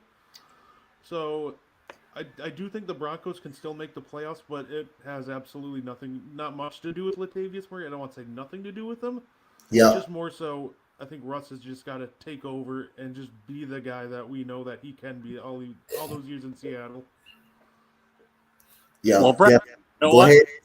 Brett, well, I'm going to say, if Nathaniel Hackett doesn't get this in the playoffs, he can be one and done coach, and the Broncos back in the coaching market as well. And a guy, if he does go up there, I'll throw a guy who I think could potentially go to Colorado. Eric Bieniemy will either be the head coach at the University of Colorado Buffaloes, or I would put him as a candidate for the Broncos. But either way, I think Bieniemy is going back to Colorado one way or the other. Take it for whatever it's worth. So I think Nathaniel Hackett could be out after a year, knowing the expectations were so high that they brought in a franchise quarterback, let alone the fact that they extended him for a lot of money. And if you can't go out there and get the best out of them, it's one thing. But they brought in Nathaniel Hackett thinking they could try to get Aaron Rodgers. That didn't work out either. So this is a make or break year, I think, with Nathaniel Hackett. And we'll see how this whole thing plays out. But I'm glad you brought him in. I really am, Brett. Yep. So we got one more topic. Now I'm gonna add some bonus topic. I'm gonna add a bonus topic to this because I gotta every time Scott come on here, I gotta get a bonus question. I gotta ask a bonus question, but it's gonna be about college. It's gonna be about college football. Coach, before you do that, can I put my information out there? Go ahead. Yeah. Thank you so much, Coach. I love working with you. Thanks for popping in on my shows once in a while. Yeah, I own the South Florida Tribune, but please follow me at Twitter at Tribune South, or also please subscribe to the South Florida Tribune YouTube channel as well. And if my people on this network are doing that, I'll be more than happy to go out there and bring them on as a guest on my platform if they are interested in coming out. So please subscribe to the South Florida Tribune YouTube channel or follow me on Twitter at Tribune South. That would be greatly appreciated. So, Brett, I got to tell you, my friend, never met you before, but it's been a pleasure talking to you today and working with you on Coffee and Sports. To me, I really enjoyed working with you for the first time, Brett, and hope that we're doing it more often. So stay in touch, Brett, after the show. That'd be cool if you did. All right? Absolutely. So, pleasure is all mine. All right, so go ahead, Coach. Hit me. Now that I'm on, you like to bring extra topics because apparently I got your turning, didn't I, Coach? So Yeah, we got the so Ben Simmons topic, and then we're gonna go into the college topic, the extra topic that I got. Because sure. of course, college football, we all watch college football, but it's some interesting news coming out. But then again, we're gonna go through the, like I say, the upsets of the weekend, and we're gonna each pick the upset of the weekend. But Ben Simmons played last night since February. Since February, what do you guys think of the performance last night of Ben Simmons coming back? It was exactly what I thought Ben Simmons is and would be. Versatile defender. He can guard 1 through 5. Great finisher. Couldn't hit his free throws. As soon as you knocked him away from the rim, I think we all saw that highlight. He had that really bad miss on that post fade where he didn't even get rim. So at the end of the day, when he came back, it's like, all right, Ben Simmons is back, but I didn't really see anything new, like any new wrinkles. He's still that devastating transition finisher, defensive player of the year candidate. But to me, there really wasn't much to talk about in terms of talking about Ben Simmons because we've all seen it before. Go ahead, Scott. All right. First of all, more power to Ben Simmons. He got on the basketball court. Goodness. There. And clap your hand. Ben Simmons made it on the basketball court, number one. Number two, Steve Nash set the expectations for Ben Simmons. Ben, you don't have to shoot the basketball, okay? We don't need you to score. So that means your mental problems that you will not need Sigmund Freud to be a part of, you will not have to worry, okay? I will never say a bad thing about you if you can't put the ball in the hole at all. But the real part of the whole thing is this, okay? He seems like a really good defender, is what he is, and he's a good defensive player. And I can tell you right now, I watched Dennis Rodman play with the Detroit Pistons. Dennis Rodman couldn't score either, horrible free throw shooter. But when you have an exceptional defensive player, and apparently Simmons is an exceptional player and a ball handler who can pass the ball. I've worked with Don Shula in the past, former Dolphins coach, and I'll tell you right now, coach said he always made people do what they thought their strengths were, not their weaknesses. So I believe it'll be an interesting year overall for the Nets. Now that you have Durant, Kevin Durant can score. Kyrie Irving, I've always said was an exceptional talent. Just getting him on the floor is another story altogether. But I am pulling for Ben Simmons. You hate to see a guy run through mental problems. I don't care whether you're a ball player or not. It's a tough situation to go through. I didn't like the drama where Ben Simmons forced his way out of New Jersey. Excuse me, out of Philadelphia. Excuse me.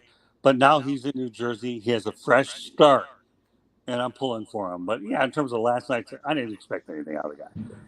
The numbers people have to look for with Ben Simmons are number one, watch his defense, and number two, his assists. The rest, nobody cares. Can you make everybody better around you? And this team already has set the expectation. We don't care if you score. Just be a playmaker and do what you're capable of doing. How many roster spots you got on a basketball team? 15, right? If you have one guy that has a role that can be the distributor and play defense, mission accomplished. I 100% agree with that. It's like I think Ben Simmons is a perfect fit for that Brooklyn Nets team because they just needed a guy that can play elite defense and lock people down. I, his passing and playmaking will fit perfectly with Kyrie and KD's shot making and shot creation. So, I don't have anything bad to say about Ben Simmons. I actually do think he's the perfect fit for that team, and I really like where that Brooklyn Nets team is headed. It's just, just more so in terms of the game last night, there really wasn't too much out of the ordinary with him, but in the long run, I do think that everything that he brings to the table is exactly what KD and Kyrie needed. Yeah, what the Nets did not need is 22, 23 to be a what if year. And what I mean by a what if year, what if we would have had Simmons, Kyrie Irving, and Kevin Durant on the floor? We need to see these three guys in action for 50, 60, 70 games, 80 games all year. That's what we need. The Nets do not need a what if year, is what they don't need. and we're going to get that opportunity. We'll see the contractual situation. Well, we'll deal with it several months from now, and I think that's the most important part of what you have. I don't care about preseason games, anyways. All you're looking to do is just take film, build on it. They don't count. They really don't. I mean, you'll have wins and losses, records here for preseason. Nobody will care about, anyways. But again, the what if factor, that's what the Nets and owner Joe Tsai and general manager Sean Marks have to realize. But again, I don't think anything derogatory about Steve Nash as a head coach. He's a heck of a player. He's going to the Hall of Fame as a player. So I think he's the right guy to fill, contrary to what people will say. But we'll see what happens. But Ben Simmons, good first half. The expectations are low, so I'll take a line out of the Lions team. Hakuna Matata, no worries. Yeah, so got you.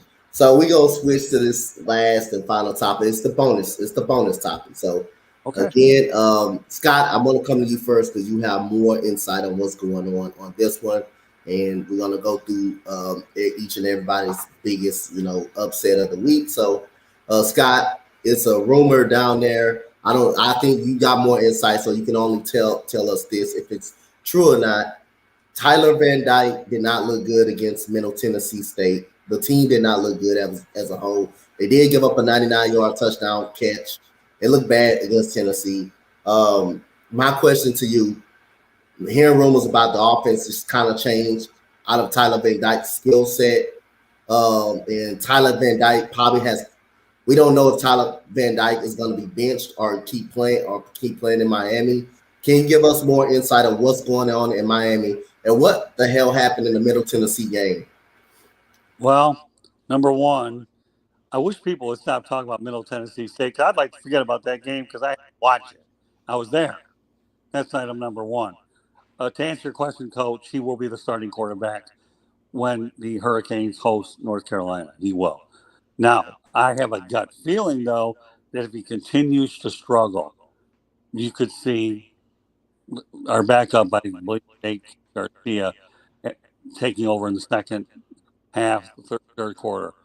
So, we'll see. These last two games, you have a bye week. Mario Cristobal has seen 4 games. The first 2 were awful anyways. If you win against Bethune-Cookman and put a 70 spot, my goodness. Okay, that really tells us we're an elite team. And then you beat Southern Mississippi, which is in the news for all the wrong reasons. Brett Favre scandal instead of what they do on the football field. The Texas A&M game, they did a great job beating themselves in a game that I thought was very winnable. And we all know about that. I can't go out there and wish people would stop talking about Middle Tennessee beat North Carolina. I'm sick and tired of hearing about Middle Tennessee. But actually Tyler Van Dyke will start. Don't forget though, Xavier Restrepo, one of our better wideouts, is out for quite a while. But I'm hoping that if Mario Cristobal did anything over the last 10 days or so, that he's able to go deeper into that receiver depth chart to be able to find some wideouts for Tyler Van Dyke to throw the football to. That's what we have to hope for going into this weekend against North Carolina Tar Heels. So, we have some pretty good running backs, but again, it's all about the passing game. And this is a good opportunity. I don't want to say that this weekend is a make or break year for Tyler Van Dyke, who was a highly sought out possible Heisman Trophy candidate. Of course, the candidates mean what they are, candidates. Okay, see how they all play out. But to say that this is a very important, pivotal football game for Tyler Van Dyke would be understating the odds. And by the way, Coach, I'm going down to the Miami Marlins game against the Braves today, and it's probably my last opportunity to talk to Don Manningly, at least wearing a Marlins jersey. So after we get off the broadcast here, I've got to go out there and do social media about 30, 45 minutes, and I have to leave my house about 12:30, 1 o'clock, whatever it takes to get to Miami. And I'm looking to catch up with Don Manningly at least one more time as a Marlins manager. Okay. So, Brett, biggest upset of the week, biggest surprise upset of the week, if you got one, and give me a team that you was impressed with this last Saturday in college. So I'm actually going to have to defer this question. I wasn't able to catch last Saturday, unfortunately. All right, Scott. You're asking me that question after I went out there You want to know what my travel schedule was, Coach Dante, over the weekend? Yeah. I'll tell you what it was. I had to leave my house at 6 o'clock last week to get down to Talladega. Found a hotel about 5:30. Didn't know where to stay. Did find one. Had to be at the racetrack at 8 o'clock. Was catching a little bit of college football on the way. Doing a lot of sound and media opportunities, and I had a show that I had all day on Sunday at the racetrack. So I'm trying to think of what I stood out. So, I'll give you a bet. To me, I think I'll hold off on this, and my reason is I was so caught up in NASCAR. To me, that college football really played a background. It was in the background to me. I really will say it. You want to mention a couple of games right now off the top that you probably have in front, and I'll give you what I think was probably the upset there. Go ahead, mention. Go ahead. No, you mentioned a couple of games to me. Yeah. Yeah, give me a rundown of some of the key games, and I'll tell you. Oh, yeah. You had Oklahoma getting embarrassed, giving up over 600 yards against There you TCU. go. That's it. Yeah. Okay, you know what? Stop right there. Okay. I remember seeing that one against Texas Tech. Here's what you've got there, coach. Oklahoma's leaving the Big 12, right? And every single team in that conference will look to kick their butt. They will. And by the way, as if that wasn't enough, Kansas won again. And now Lance Leipold is one of the hottest coaching candidates out there. I was actually surprised Wisconsin got beaten as badly as they did by their former coach, Brett Bielema. As a result, Charlie Chris is looking for a job. But remember, if you're looking for an upset of the week, you can start looking at Texas and Oklahoma and the teams that are playing them, knowing that you only got 2 years. We're looking to kick your butt and send you to the SEC in style. There you go. Here's my upset pick. Oklahoma got trounced by Texas Tech. Oh, yeah. All right. So, yes, indeed. Yes, indeed. So, that will be the end of the morning show. Shout out to Brett, always, Scott. Brett, give yourself a shout out and tell the people they can follow you at. You can. I do have a podcast. It's Guardy 3. It's a basketball podcast, but I was thinking about expanding to football too. To find it, it's on Anchor and Spotify. It's just my last name, Gardi, and then just the 3 after it. And you can also find me on Twitch at Breath to Sweat. I started Twitch streaming, but I have fun. I'll talk sports and whatever anybody wants. So those are the two main spots where you can find me. I also have a Facebook page for Guardy3. Look me All up. right. Go ahead. Go ahead. Hold on. We got one more actual topic that we're gonna talk about. I just got notice of it. Brett, you a bit baseball man? I'll say I try to keep up with it. All right. So Scott, man, we got the Phillies clinch last night. We got the Phillies clinch last night. What you thought of the clinch, and how about the Brewers collapse? Unfortunate. They made some trades that were debatable down the stretch. Probably broke up locker room, clubhouse. But in the end, I got to hand it to the Phillies. They took an interim manager to get to the postseason. And now this guy, Robbie Thompson, may end up being considered for the full-time job. If there's one thing I like about interim situations every now and then, especially during baseball, you could win the job outright, especially if you take it a team. There's like 7 games, I believe, were they 22 and 29, and then ended up getting to the postseason. More power to them. But you're right, Coach. The Brewers did collapse, and they didn't play their best baseball. And here's the thing. What cost the Brewers the wild card spot was when the Marlins beat them, I think, 3 out of 4. Yep. Series up in Milwaukee. And I don't know if I'll get around to talking about Don Mattingly or not. I don't know where the media availability is going to go with this, knowing he's down to basically 2 games. So this is one thing that'll be kind of emotional to go down there to work with a guy that I'm at. But the Brewers' collapse is attributed to the fact that the Marlins were playing hard and letting people know that, well, they're trying to find out what they've got. Guys are playing for jobs in Miami. But I don't see the Milwaukee Brewers collapse going to a point where Craig Counsell will lose his job over it. But this is one of those cases that I have to tell you, Coach, more power to the Philadelphia Phillies. And I'll make a prediction right now that Don Mattingly could end up with the Chicago White Sox down the road. Okay. Brett, who you got a baseball team, man? Who your baseball squad is? Oh yeah, I'm from Milwaukee, and I think this is about the 27th time in my Yeah, life yeah, I've go seen the ahead. Yeah, yeah, Brewers I get gotta that get you, hot, Brett. and I'm it's sorry, been Brett. I gotta get you. I gotta get you on this one. Yeah, you the perfect guy. You only know about the Milwaukee Brewers and why they collapsed. So, what the hell happened to the Milwaukee Brewers this year? You got a Cy Young Award winner Corbin Burns. You had Christian Yelich in that lineup. You had Willie Adames, who was good this year. What the hell happened to the Brewers collapse this year? the Brewers like to do this whole thing where they'll just get hot, they'll look great, they'll go into the All Star break looking like they're the best team in baseball, and then just completely fall apart in the second half. I've seen it now a couple times, unfortunately, and it really looked like that Scott alluded to that Josh Hader traded almost like since then it almost like it killed the chemistry in that locker room. It completely disrupted the momentum that they had going. So I think just trades like that just completely disrupted that chemistry and it just started snowballing from there. Credit to the Phillies, they just got hot. Yeah, no, Yep. that I was getting. Yep. My grandma's like a bigger Brewers fan than I am, though. So she was blowing up our. She was in our group chat yesterday. She was really upset about that. My cousin. Well, it's such a, Brett's called Clubhouse Killer. And by the way, for you guys, I got married over at Miller Park up at Fridays on January 1st, 2017. So I have a special Miller Park. I don't care what you're calling it now. It doesn't matter.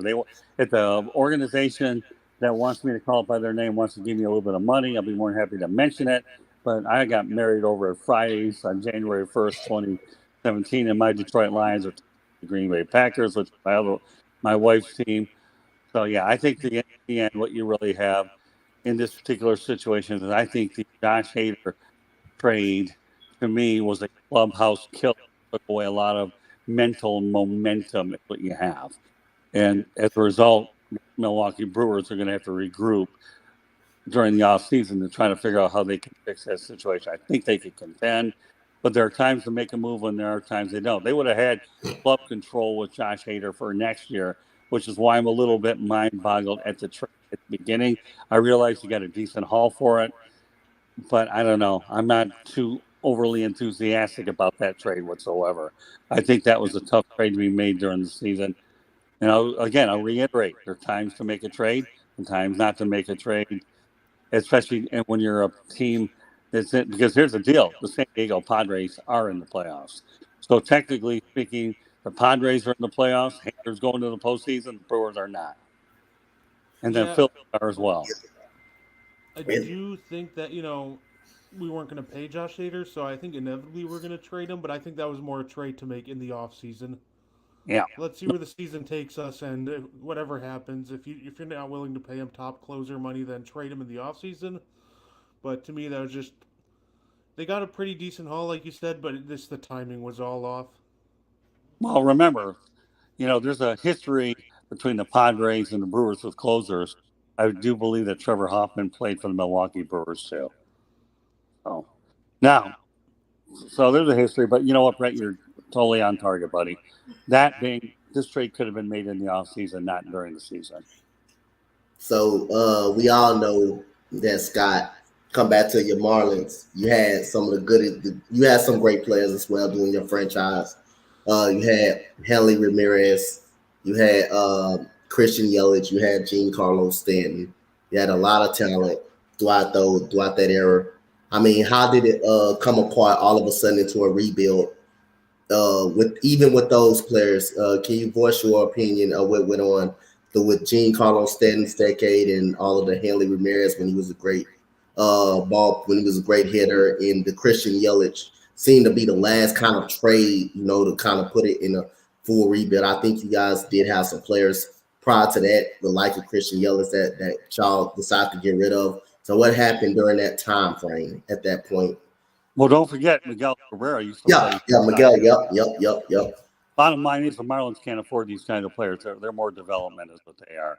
And if you can lock in your nucleus, I think they overpaid for Giancarlo Stanton, and they found a takeout with the Yankees willing to absorb that salary to get players.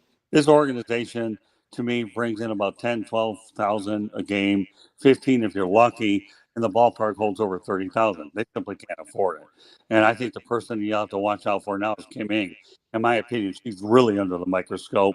And now that she made her decision to move on from Don Mattingly, and he may have made his decision to move on from them because he wants to work in an environment where he can win. And I don't know, again, what we're going to come here, and I'm going to play a conservative approach and see where the media availability is.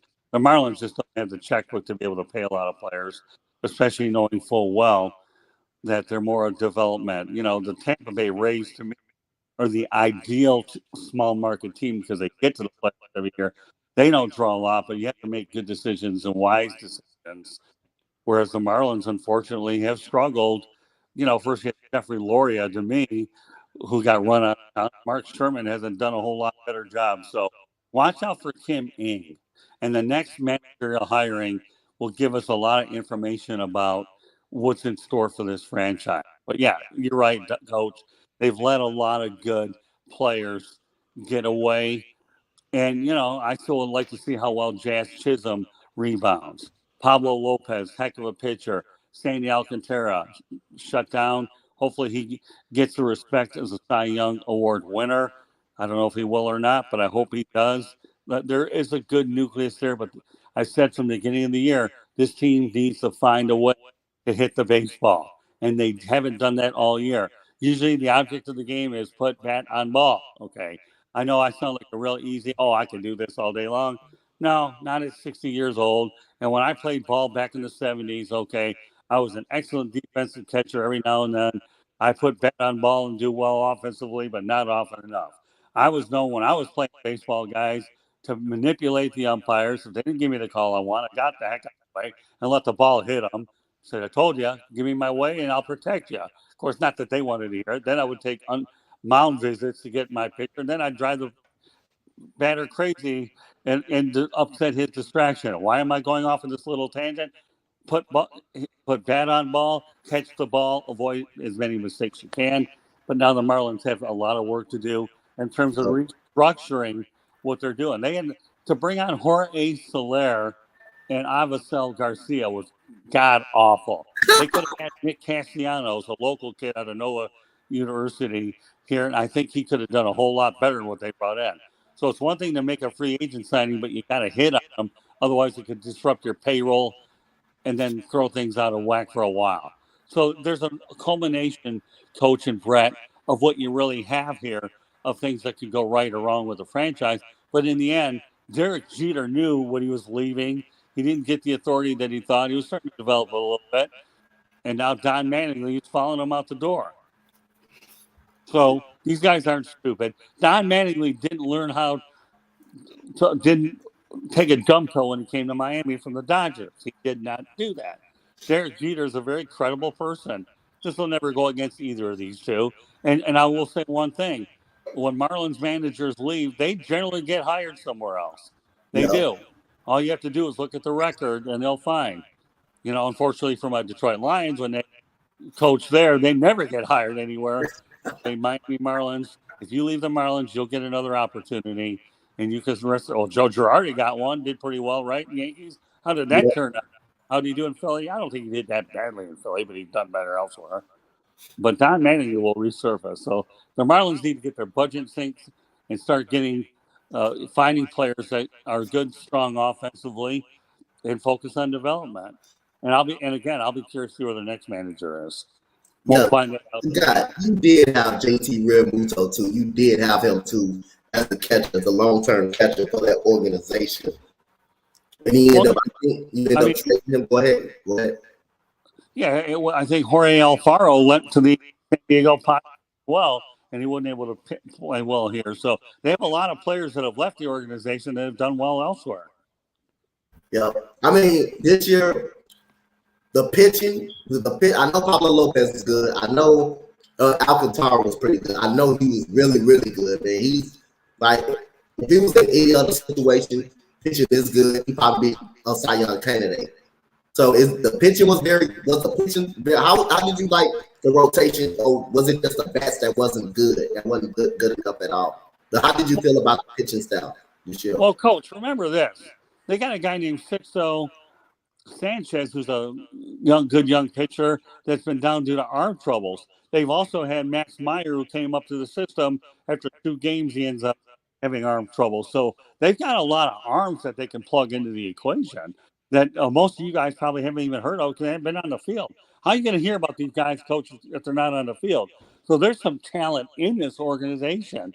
There really is. But keeping them healthy and if you're going to make free agency signings, you got to make them count. You can't lay an egg there. You can't do it. So there's some talent here.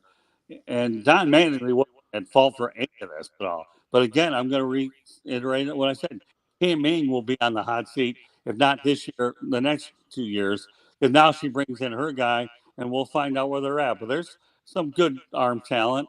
But they, again, their inability to go out there and connect. And Jazz Chisholm's an excellent ball player. I love watching this guy play. He's a colorful personality as well. So we'll see. The Marlins have a lot of work to do, and it'll be a very interesting offseason nonetheless when I go back to Jupiter later on in the spring. All right, so Key got a question for you and Brett and you. Who will make the postseason first out of these two teams? Who will make the post? Brett, you want to take this answer first? Oh man, I also just want to pick the Tigers just due to the fact how inept the Angels are. But the Angels do have a lot of talent with Otani, Rendon. I know he's been dealing with injuries, and Trout's been dealing with injuries. Talent-wise, the Angels are closer, at least on the offensive end. Their pitching outside of Otani has been suspect for sure, but I don't trust them enough. I don't trust them to stay healthy. I don't trust the coaching staff. So I'm gonna go with Detroit. Scott, no brainer. Number one, Otani 1-year contract for $30 million to avoid arbitration. So I don't think he'll be there much longer in a year anyways. He's going to be looking for a team to find. This is a no-brainer. I'll go Detroit Tigers. They brought in a new executive guy to run the show in Scott Harris. I do believe that Harris will do an incredible job. I like A.J. Hinch as the manager. I really, really do. The Tigers have been decimated by injuries. Well, you lose Casey Mize. You lose Tarek Skubal. As some of these free agents they brought in during the offseason, Javi Baez can put together a complete season that would help. Miguel Cabrera, you have another, and then I think he's done anyways. So again, they did make some moves. I think the signing of Edwin Rodriguez was an absolute disgusting move because he didn't play half the year anyways. That was a joke if I ever saw one. Austin Meadows got traded for Isaac Paredes. How did that work out? If you're a Tampa Bay Rays fan, it worked out well. It was god awful. And why do you think Alavila got fired? Because they had 5 to 6, 7 years of all these bad decisions in the first place. So I think the Tigers will definitely get there before the Angels. And I like the Angels. I've done some work with them in the past, but to me, I don't trust them. And we don't even know who the next manager of the Angels is going to be. Do we, Brett? No. So we don't. So I'll easily go with the Tigers. I still feel that they have a lot more talent on this team. I've just listed a few players. So, we'll have to see. I mean, but I can tell you one thing about the Tigers going into the offseason. They're going to see about a minimum of about 50% roster turnover on this club easily. I mean, when you're going to lose 90+ games, then if it isn't broken, don't fix it. But this is broken. You need to fix it. But to answer your question, Tigers, I expect them to do a lot better than the Angels for sure. I definitely agree with y'all. And as long as the Angels, as long as my Astros in the Angels division, the Astros that's gonna be the Astros division. That's another reason why they won't be even making it. Outside of Otani and Trout, you have nothing to be afraid of in the batting order. Rendon, he just a bust for the money that he has gotten. He has not been able to play a healthy season for them. And we're not going to even talk about their pitching staff. Their pitching staff is not good at all. If Otani is not pitching, then there it is with the Los Angeles Angels. If Otani is not pitching. Otani, it was one stat that I interested in read. When Otani pitches, It was a ridiculous stat. They're 25. They're about like 25-6. But when he's not pitching, they are a horrible team when he's not pitching. So again, Otani and Trout, two of the best baseball players in our league. You got to see their careers wasted. The organization spent all this money on Albert Pujols. That's still biting them in the ass. And look what Pujols is doing over there with St. Louis, hitting 700 homers in his career. You got paid Rendon all that money after coming off a World Series against, none other than my Houston Astros. You sold up on him. He can't stay healthy. So you spend all this money on the bats, but can't spend it on pitching. Can't go out there and get some starting capable pitching that can help this team out and help Trout and Otani out. So I definitely believe the Tigers are going to get that. And I love AJ Hinch, man. I enjoyed his time here in Houston. He got us a World Series, and he knows how to develop the talent, man. He knows how to develop the talent, and he's going to keep a great pitching guy on his side, man. So I definitely got faith in AJ Hinch. Like I said, man, and if anybody knows a lot about AJ Hinch, I will know him because what he did for this organization and how he put the lineups, the pitching style was great. The vibes in the locker room was great. He is good associating with young talent, and he knows what he's doing. AJ Hinch definitely knows what he's doing. Well, Coach, let me point out a couple things that enter my mind while you were mentioning those things. Number one, Riley Green showed some progress. Is one of the Tigers' better prospects. The guy plays the position well. Center field's a good player. If they can get Spencer Torkelson right, they're a top draft choice. I think they'll be all right there. And another thing I should point out too is Chris Fetters, to me, is a really good pitching coach as well. Formerly coached the University of Michigan as well. So there's some pieces there. I just think that they need to do is fortify their lineup during the offseason, and I think Scott Harris was an incredible hire out of the Giants. You have something you want to add, Chris? Is there something you want to add, Chris? Or Brett? Anything you wanted to add? No, I think the only question that popped into my mind is more so about the Angels. Is if if you don't think you can keep Otani after next year, do you really consider trading him away? Him and Trout. Trout, I know is long term, but that's Otani, Otani, you might want to trade because you don't want to get something for nothing out of him. Trout, I don't know. That's a TBD. Yep. So fellas, go ahead. We got to wrap it up after this, but go ahead. Say the thing with me to Trout is, do you want to keep him because then you're back to square one? You have all this offense, but absolutely no pitching around him. Right. And that just sounds like, at absolute best, if your offense ever stays healthy and everything goes right, maybe the wild card, but more often than not, it just probably results in more missed playoff appearances. So, do you really want to keep $400 million on your payroll for just missed playoff appearances? Yeah, I'm with it. I understand. You don't want to see generational talent wasted.